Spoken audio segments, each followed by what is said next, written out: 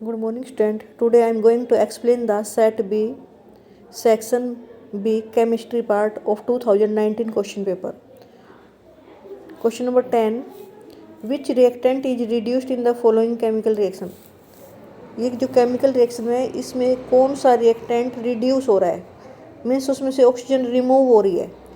Cuprous oxide plus H2 क्या बन गया, कॉपर प्लस H2O. तो जो CuO है वो किस में कन्वर्ट हो रहा है, यहाँ पे CuO Cu में कन्वर्ट हो रहा है, मीन्स उसमें से ऑक्सीजन रिमूव हो रही है, तो वो रिड्यूस हो रहा है, कम हो रहा है, कम होता हुआ दिखाई दे रहा है ना, तो CuO रिड्यूस हो रहा है. और H2 क्या हो रहा है, ऑक्सीडाइज हो रहा है. H2 में ऑक्सीजन ऐड हो रही है, H2 किस में कन्वर्ट हो गया, H2O, तो ये ऑक्सीडाइज हो रहा है. यू हैव 3 सॉल्यूशन ABC और उनका pH दे रखा है. जिसका pH 3 है वो क्या होगा, एसिडिक. 7 से कम pH वाला क्या होता है, एसिडिक. और जिसका 7 होता है वो न्यूट्रल होता है, और जो 7 से अबव होता है वो क्या होता है, बेसिक. तो इसने पूछा क्वेश्चन में which solution is basic, it means C. जिसका pH 9 है वो क्या होगा, basic. Element M form a chloride with formula MCl2. आपने MCl2 में कितनी वैलेंसी देख रहे हो आप, ये 2 वैलेंसी देख रहे हो. तो ऐसा एलिमेंट ढूंढना है जिसकी वैलेंसी 2 हो. अब मैग्नीशियम की अगर आपको एटॉमिक नंबर पता है 12 होता है, तो उसको कैसे बांटोगे आप, 2 8 2, तो उसकी वैलेंसी कितनी होगी, 2. तो MgCl2 बन जाएगा. तो इस M के प्लेस पे क्या आ सकता है, Mg. तो इसका आंसर क्या होगा, Mg. अब है what do you mean by double displacement reaction, give one example. आपको पहले उसमें पहला जो सेट था उसमें डिस्प्लेसमेंट पूछी थी और इसमें डबल डिस्प्लेसमेंट पूछ रखी है. तो डबल डिस्प्लेसमेंट क्या होती है, those chemical reaction in which 2 ionic compound react to exchange their ion. इसमें देखो BaCl2 और Na2SO4 दोनों ही आयनिक कंपाउंड है, आयन से मिलकर बने हैं. They are exchanging their ions in the reaction. ये दोनों आपस में जब रिएक्ट करेंगे ना तो अपने आयन्स एक्सचेंज कर लेंगे. जो बेरियम है Na की जगह पर लग जाएगा और Na यहाँ चला जाएगा. तो क्या बनेगा, barium chloride in solution form है, ये एक्वस में सॉल्यूशन फॉर्म. Na2SO4 एक्वस, ये दोनों ही सॉल्यूशन है. आपस में इनको जब मिलाते हैं तो रिएक्ट करके क्या बना, barium sulphate in solid form. Barium sulphate के वाइट कलर के प्रेसिपिटेट बन जाएंगे इन प्लस NaCl. ये बेरियम यहाँ चला गया तो बेरियम सल्फेट बन गया और NaCl. When the solution of barium chloride react with the sodium sulphate solution, then the precipitate of barium sulfate is formed along with the solution of sodium chloride. Sodium chloride के solution में barium sulphate के white colour के precipitate आप देख पाओगे. Next है what is chemical formula of bleaching powder. ये बहुत इंपॉर्टेंट है, बहुत बार आ जाता है पेपर में. ब्लीचिंग पाउडर का फॉर्मूला क्या होता है, CaOCl2. अब give chemical equation used in the formation.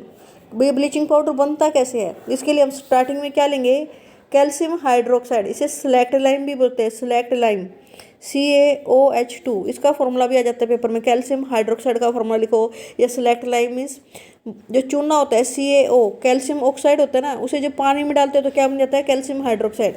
और इसमें से जब क्लोरीन गैस पास करोगे Cl2 तो क्या बनेगा, CaOCl2 प्लस में वाटर, प्लस में क्या होगा, वाटर.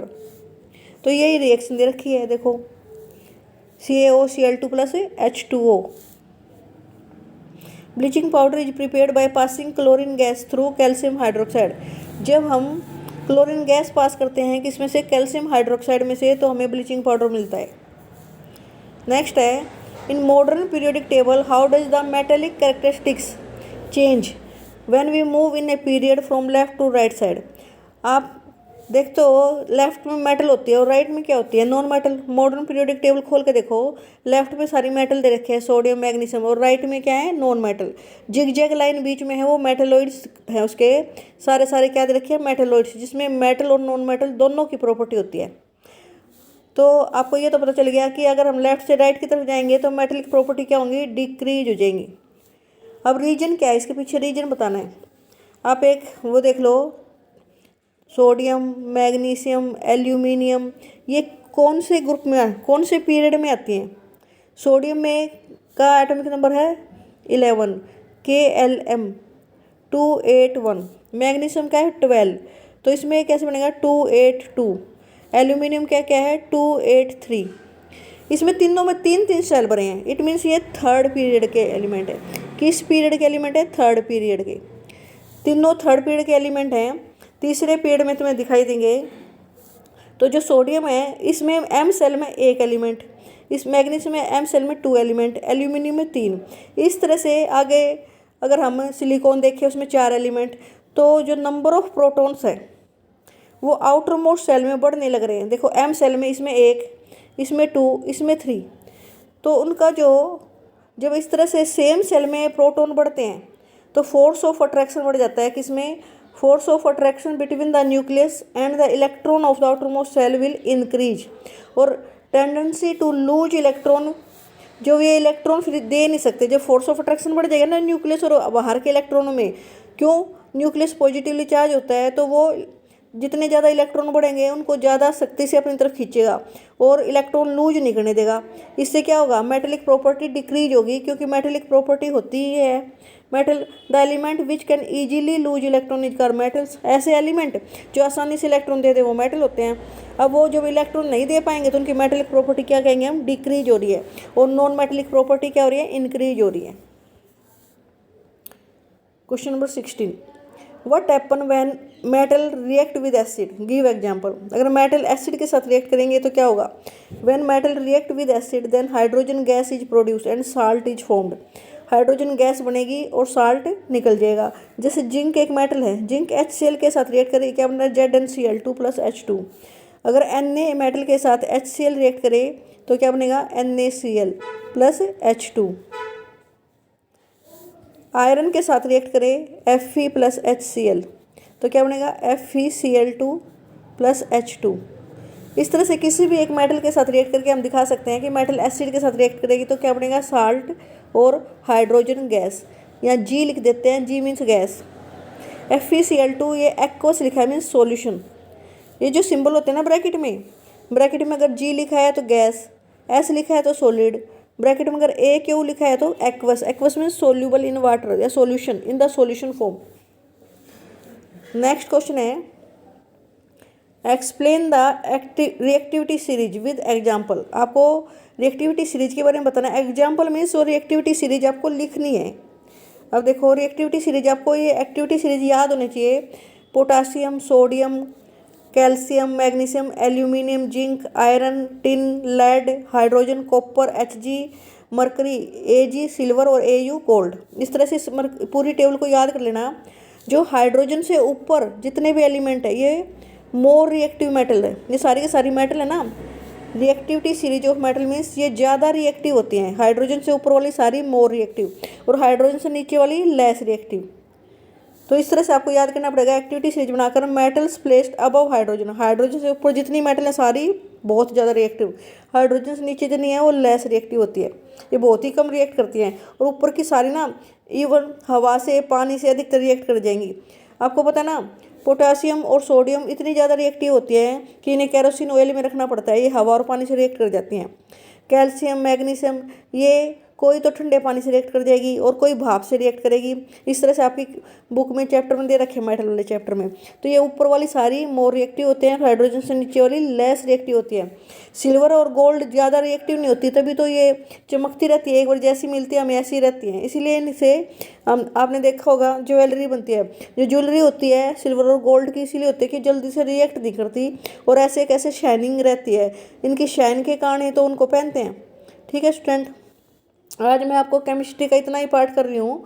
आप इसको अच्छी तरह से लिख के और रिटर्न प्रैक्टिस करोगे तो ही आपको लर्न होगा। रिटर्न प्रैक्टिस करनी जरूरी है इस केमिस्ट्री के पार्ट की। ओके स्टूडेंट्स,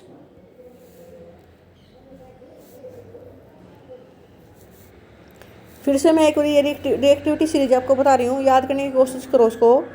पोटासियम, ये जो आपने पीरियोडिक टेबल का जो फर्स्ट जो ग्रुप देखा था उसमें कैसे दिखा रखा? पोटासियम और सोडियम फर्स्ट ग्रुप में है। कैल्शियम का देखो आपका जो एटॉमिक नंबर है कितना है? 20। कैसे बांटोगे इसे? 2 8 2 2। लास्ट में अगर 2 है, सॉरी 2882, लास्ट में 2 है तो इसका कितनी वैलेंसी होगी 2। तो ये किस ग्रुप में आएगा, सेकंड में। तो कैल्शियम किस ग्रुप में है, सेकंड में। तो इधर सारी लेफ्ट साइड में सारी जो मेटल दे रखे हैं ना वो कितनी एक्टिव है, कैल्शियम के नीचे ही मैग्नीशियम, आपको मैग्नीशियम कैल्शियम 12 नंबर होता है मैग्नीशियम का, ये इसकी वैलेंसी भी 2 है तो ये भी सेकंड वाले ग्रुप में मिलेगा। एल्यूमिनियम आपको 13th ग्रुप में मिलेगा। इस तरह से आप देख सकते हो ये सारी मेटल कौन किससे ज़्यादा रिएक्टिव है। जो ऊपर वाली है पोटासियम सोडियम से ज़्यादा रिएक्टिव है, सोडियम कैल्शियम से भी ज़्यादा रिएक्टिव है और कैल्शियम मैग्नीशियम जैसे ज़्यादा रिएक्टिव है। इस तरह से डिक्रीजिंग ऑर्डर में दे रखे हैं ये को। डिक्रीजिंग ऑर्डर में मीन्स ऊपर वाली ज़्यादा रिएक्टिव और नीचे वाली कम रिएक्टिव। तो डिक्रीजिंग ऑर्डर दे रखा है, ये लिख भी रखा है यहाँ, decreasing order of reactivity of metal. तो आपको इसी तरह से बनाकर ये डिक्रीजिंग ऑर्डर में दे रखी है, मोर रिएक्टिव होती है, लेस रिएक्टिव होती है, इस तरह से आपको लर्न करनी पड़ेगी। इसे याद करके लिख के देखना और 2 बार पढ़ के देखोगे तो याद हो जाएगी।